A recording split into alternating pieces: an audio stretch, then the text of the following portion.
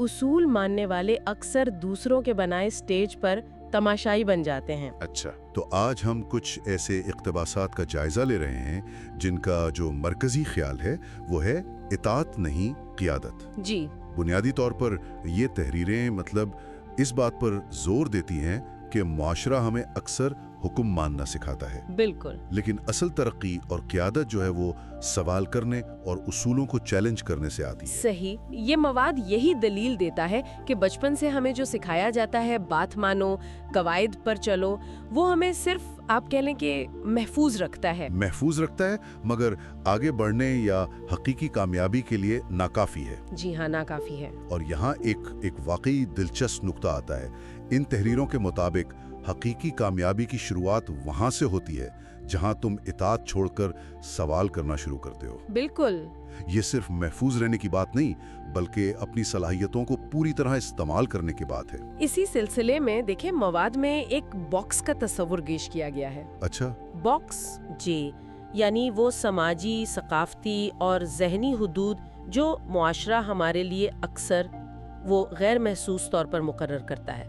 अच्छा, उन तहरीरों का कहना है कि मुआशरा इताअत को इसलिए फ़रोग़ देता है ताकि लोग खामोश रहें, महफूज रहें और इन हुदूद से बाहर ना निकले। और जो सवाल करते हैं उन्हें अक्सर बागी या मुनफरिद समझा जाता है। क्या इन ज़राए में ये भी बताया गया है कि इस तरह के मतलब लेबलिंग का मकसद क्या होता है? हाँ, एक दलील ये दी गई है कि ऐसा इसलिए किया जाता है ताकि दूसरे लोग भी इन मुकर्ररा हुदूद में रहने पर माइल रहें। अच्छा, और सवाल उठाने से गुरेज करें।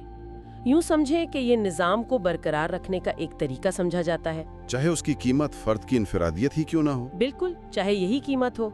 इस बॉक्स के तस्वुर से जुड़ी एक और अहम दलील यह है कि ये जो अंधी तकलीद है ये किस तरह हमारी शिनाख्त को मुतासिर करती है। जी, तहरीरों में कहा गया है कि ये तख्लीकी सलाहियत और असलियत को ख़त्म कर देती है। बिल्कुल, और ये उस ख्याल से मुंसलिक है कि निज़ाम एक तयशुदा रास्ता चाहता है।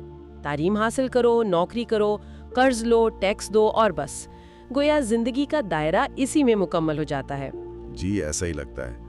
ये फ़र्द की अपनी ख्वाहिशात या मकसद पर निज़ाम की तरजीह को जाहिर करता है। यहाँ इताअत और क़ियादत के दरमियान फ़र्क बहुत वाज़ेह तौर पर सामने आता है। जी, ज़राए बताते हैं कि क़ियादत के लिए ज़रूरी है सच बोलना, ख़तरा मोल लेना और बाज़-औक़ात मुश्किल फ़ैसले करना।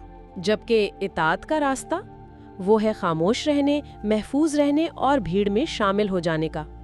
मुझे एक जुमला बहुत मौसर लगा इस मवाद में। कौन सा? इताअत तुम्हें अच्छा बनाती है लेकिन मिसाले लाजवाल नहीं। वाह, मतलब मकबूलियत शायद मिल जाए। हाँ, लेकिन तारीख साज बनने के लिए इताअत से आगे बढ़ना पड़ता है।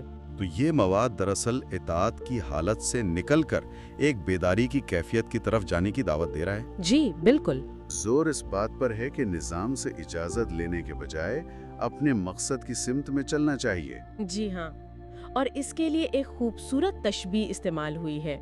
उसूल मानने वाले अक्सर दूसरों के बनाए स्टेज पर तमाशाई बन जाते हैं। अच्छा, जबकि उसूलों को चैलेंज करने वाले अपना स्टेज खुद बनाते हैं, अपनी कहानी खुद लिखते हैं। हल्का तवक्कुफ। ये एक बहुत बड़ी जिम्मेदारी भी है वैसे।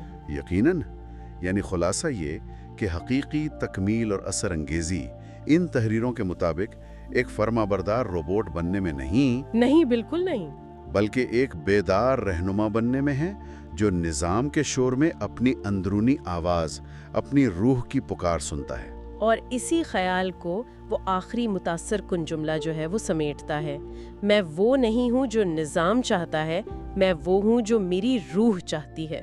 बहुत खूब। तो आज की गुफ्तगू का निचोड़ ये है कि ये मवाद गैर सवालिया इताअत की जो समाजी कदर है उसे चैलेंज करता है जी, और उसके बजाय तनकीदी सोच, सवाल उठाने की हिम्मत और क़ियादत को अपनाने पर जोर देता है। यकीनन ये ख़यालात सोचने पर मजबूर करते हैं। ये मवाद इशारा करता है कि तारीख़ पर असरअंदाज होने वाले वो लोग नहीं थे जो माशरे में मतलब पूरी तरह जम हो गए, बल्कि वो जिन्होंने अपनी अलग राह बनाई। बिल्कुल, जिन्होंने अपनी अलग पहचान बनाई। تو اس تناظر میں یہ غور طلب ہے کہ آج کے دور میں کون سی ایسی سماجی روایت یا حد ہو سکتی ہے جس پر ان خیالات کی روشنی میں سوال اٹھانا نہ صرف ممکن بلکہ شاید ضروری بھی ہو۔